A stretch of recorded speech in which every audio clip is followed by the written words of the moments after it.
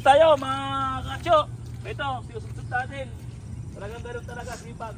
O ituturo ko sa inyo kung paano magsusudsud ng ng bluegrass. Kaya yung mga kasamaan ko, nandiyan si Kapoy, Isote, nandiyan si Nakakuha na si Katsu Pumita ka video. O yan, Bagong bagong apply. oh. Dito, ganito ang ginagawa namin dito sa bluegrass. Ayan, sinusudsud yan. O yan. Susudsurin namin mga akatso, yan. Yan ang ginagawa namin dito. Tapos dapat lilinisan nyo. Tanggalan ng mga kasi may mga ligaw na damo yan. Tinatanggal yan. O yan. Aalisin natin yan. Pasensya na kayo kasi tag-ulan ngayon, maputik. Kaya ganon. Maputik talaga eh. O, pero talagang tiyaga mga katso. Kasi kung di tayo magtsatsaga, wala tayong mapapala. Ang sabi nga ng lula ko noon eh, pag wala kang tiyaga, wala kang nilaga. Ngayon, dahil moderno na ngayon, pag wala kang tiyaga, wala kang mapapala. Kawawa ka. Oh, yan, oh, tingnan mo dito ang sisipag. Oh. Makita nyo naman ang sisipag.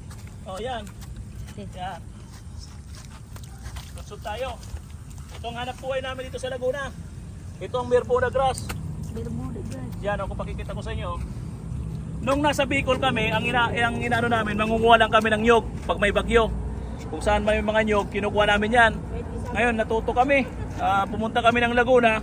Yan, nagtatanim kami ng bluegrass, Carabao grass, pragrass. Para mayroon kasi ito na dito sa Maynila kasi ito pampaganda ng kahit anong ganda ng bahay mo kung wala kang tanim nito, ground cover wala rin ng kwenta. Yan. Kasi dito sa Maynila mainit na, polluted na. Kaya nagtatanim na sila ng damo. Pero kung maalala nyo, yung Carabao, pinapakain lang namin sa Carabao yan, Carabao grass. Pero dito nabibili yan. Bibigyan ko kayo ng ng presyo ng Carabao. Ang Carabao dito ang pinakamababa 50 pesos per square meter. Kung mayroon kang 1,000 square meter, mayroon kang 50 mil.